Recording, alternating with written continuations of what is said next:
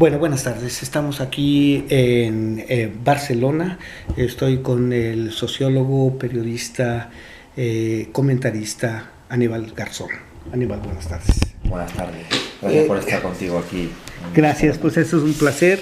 Y bueno, la intención es ahora conocer un poco la experiencia que has tenido como europeo en los movimientos sociales en México y cuál es tu percepción de estos movimientos en relación a los movimientos que globalmente se están dando en nuestras sociedades.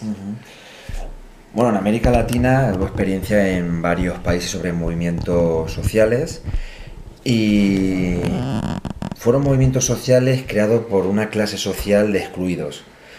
¿Qué sucede? Que América Latina tiene una historia muy diferente al tema de Europa. Europa, sobre todo, desde que ahí finaliza la Segunda Guerra Mundial, hay un proceso de un cierto pacto entre capital-trabajo, me refiero a Europa occidental, por esa pugna con el lado oriental, ¿no? El lado de la Unión Soviética. Entonces se generan ciertos pactos de mejora de la clase trabajadora. Lo que hacen es institucionalizar a la clase trabajadora, a las clases populares, las ponen dentro de las instituciones. De ahí vienen partidos socialdemócratas, incluso partidos comunistas que prevalecen, ¿no?, dentro de esas instituciones. Lo que sucede es que se genera una izquierda institucional y movimientos sociales muy vinculados con las instituciones, por lo tanto acaban haciendo reglas del juego. ¿Qué sucede? Que en América Latina la experiencia que pude tener, que eran movimientos mucho más críticos con el sistema, eran mucho más contrahegemónicos, no era un movimiento de pactos, era un movimiento que quería derruir un sistema político.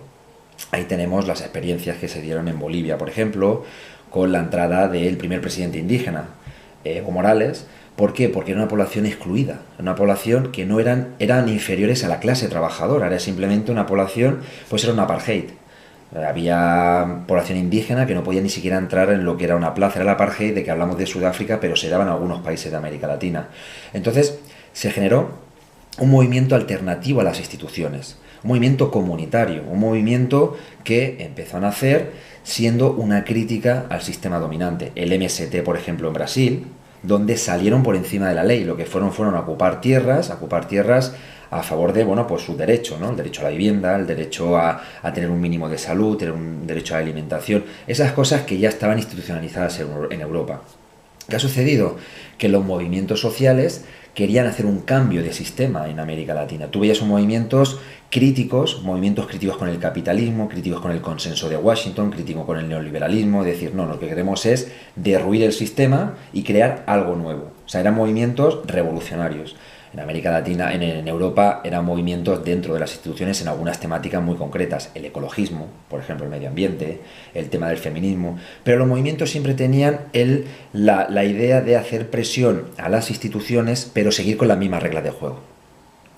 Hacemos presión para generar una política de género, una política a favor del tema, ¿no?, de la igualdad, pero no un cambio de modelo. Seguiremos en ese supuesto libre mercado, seguiremos haciendo políticas institucionales, pero no algo nuevo. Y ahí se veía, en América Latina, podemos comprobar cómo muchos movimientos y esos cambios de gobiernos que se dieron, sobre todo en los años 90, no venían inspirados en movimientos. La figura de Evo Morales, ¿no?, por decirlo, que bueno, tuve la oportunidad de estar 3 años en Bolivia, y la figura que nació fue de ahí. Evo Morales no nace de un partido político. Evo Morales nace de la lucha de la calle, ¿no?, de la lucha agrícola.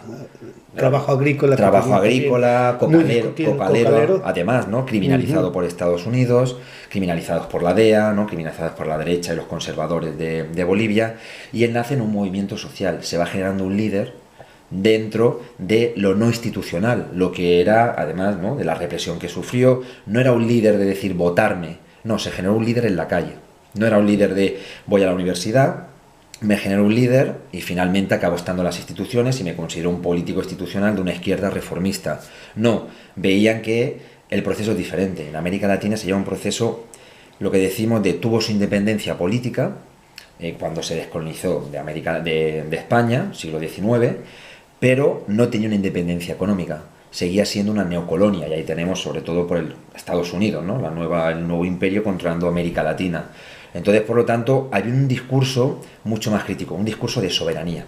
Eso se ha perdido en Europa, un discurso de soberanía nacional, un discurso de de desarrollo endógeno, todo eso que hoy en día, por ejemplo, España podría ser tranquilamente, podríamos tener un discurso de que acaba siendo a lo mejor un país, una nueva colonia de Alemania, acaba siendo una colonia por parte de Estados Unidos porque tenemos bases militares en la OTAN, puede ser mañana que Estados Unidos nos limita alguna cosa, pero no acaba calando un discurso de soberanía nacional, de pueblos en contra de una dominación extranjera. Eso en América Latina también caló. Los movimientos sociales fueron calando un discurso de tenemos que ganar autoestima, tenemos que ganar, ¿no? La idea de trabajar dentro de nuestros pueblos. Y eso es la diferencia entre uno y otro procesos históricos que se ha dado América Latina con Europa.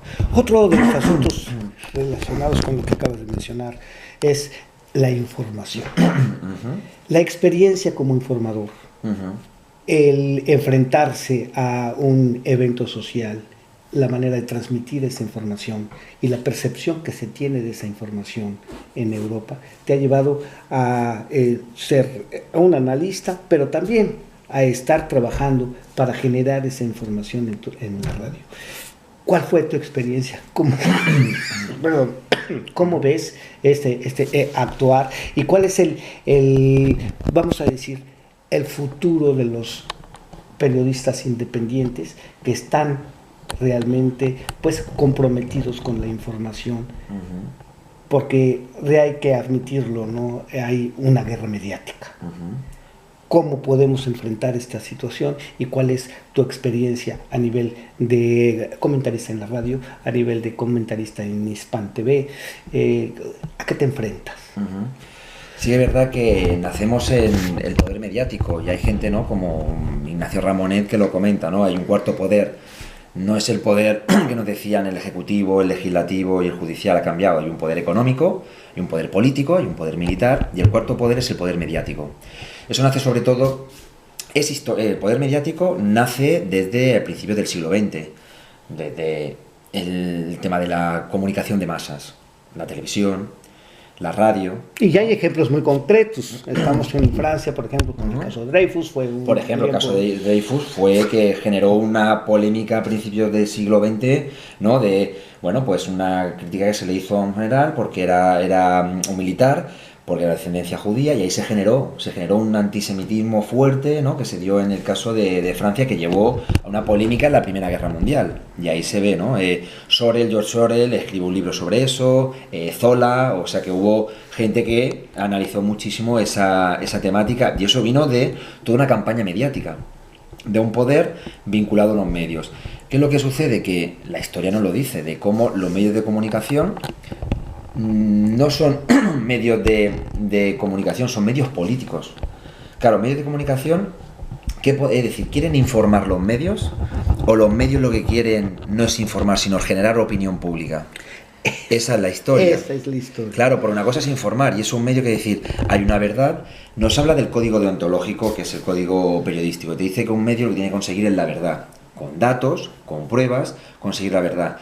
Pero claro, lo que hay detrás son unos intereses comerciales, unos intereses económicos, que no les interesa esa verdad, les interesa su verdad. ¿Por qué? Porque es una sociedad de clases sociales, de intereses económicos. Y económicos. esa verdad se convierte en razón de Estado.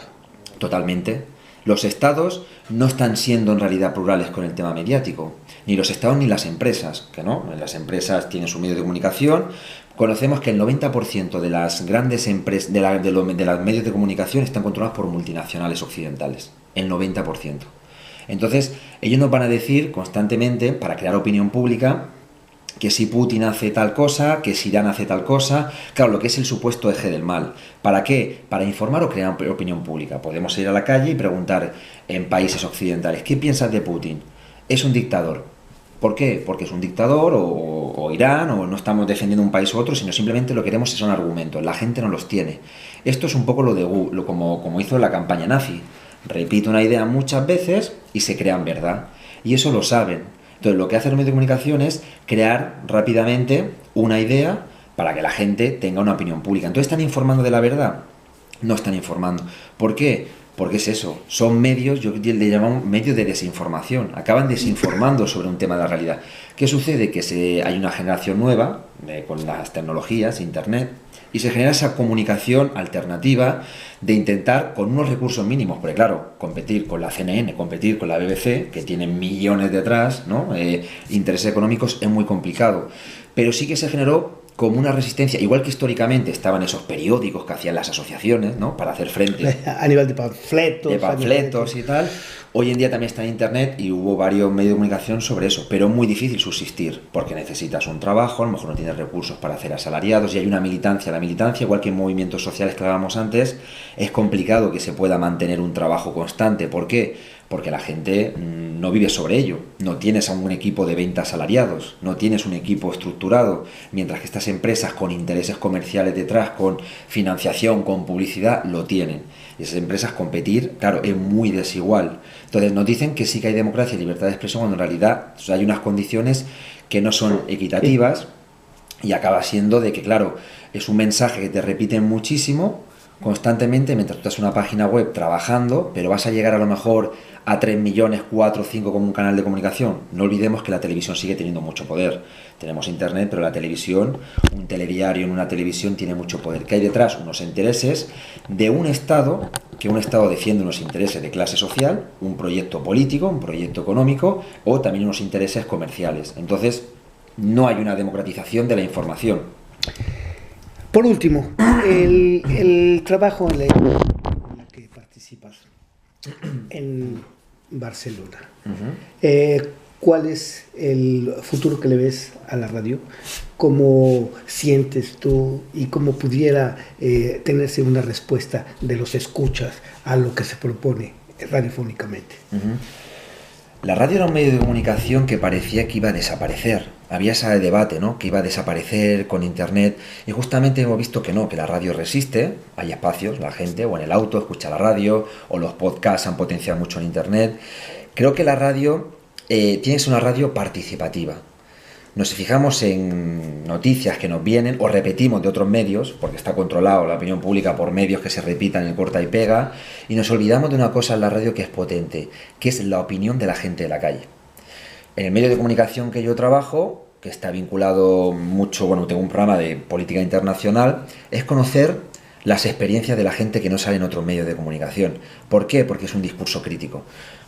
Programas de hablar sobre Venezuela, Cuba, el mundo, la población saharaui, todos esos programas que no nos salen en los medios de comunicación, que hay gente que sí conoce. ¿Por qué? Porque ha viajado, tiene las experiencias, y hay gente cerca nuestro que tiene muchas experiencias. Y eso lo que tenemos que hacer es intentar relucir ese conocimiento que está ahí. Esto es como conocimiento indígena, ¿no? Que está ahí, conocimiento médico indígena, que finalmente entra la medicina occidental y entonces lo elimina, todos esos conocimientos por la colonización. Pues exactamente lo mismo, hay mucha gente con muchos conocimientos y experiencias y que tienen que conocerse como la radio. Pero la radio, lo que vuelvo a decir, la radio tiene que ser una radio participativa. El periodista tiene que estar para invitar, para guiar y obtener conocimientos, porque el periodista no sabe todo, el periodista tiene que investigar. ¿Y cómo investiga el periodista? Con la opinión de gente que puede venir al programa, que no le dan espacio en los medios oficiales, si lo llamamos así, no le dan espacio porque tiene un discurso crítico con la ideología dominante, que en la radio, un medio que tienen ahí para poder explicar sus experiencias sobre cualquier temática, o el tema de género, o el tema de derechos humanos, o el tema de muchas situaciones. Lo importante es sobre todo eso, generar una red social que los movimientos sociales de lo que hemos hablado tengan el espacio de la radio también para poder difundir sus análisis. No estamos diciendo que tengan la verdad, ¿no? Porque no se pretende también imponer una verdad. Una verdad, pero sí que los medios de comunicación tienen que darle la voz a esa gente que no tiene la voz en los medios de comunicación oficiales. Esa gente está limitada. Entonces, la radio tiene que ser eso, radio participativa. Si no es participativa, no es radio. Eres parte del sistema. Te agradezco mucho. Hemos escuchado a Aníbal Garzón, periodista, sociólogo, que tiene un programa, por cierto, ¿cómo se llama? El programa es en catalán, estamos en Cataluña, y es Al Món en una hora, que es El Mundo en una hora. Bueno, pues Juanito Guanabacoa desde París, Francia, para todos los medios alternativos en Chihuahua, en Aguascalientes, en México, en Estados Unidos, en Los Ángeles.